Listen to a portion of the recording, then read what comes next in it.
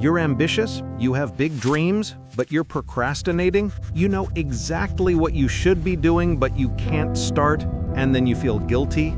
The new year arrives with the same old goals. Initial motivation quickly fades, replaced by laziness. What's the problem? A lot of advice only treats the symptoms, like deleting social media. They don't address the root cause. The root of procrastination lies in one word: inertia. Like Newton's law, an object at rest wants to stay at rest. Your work is the same. To start, you need an initial push to overcome the resting state. Our problem is that we make this push too big in our minds. We think, I have to finish this 5,000-word essay. It's overwhelming, so we avoid it.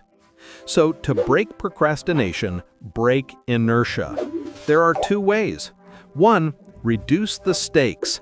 Don't say, I have to write 5,000 words. Say, I'm just going to write 50 words. The pressure vanishes. Starting becomes easy. Two, the 2-minute rule. Tell yourself, I'm just going to clean my room for 2 minutes. Turn on a song and do it. Just 2 minutes. The best part? Once you've started, you have momentum.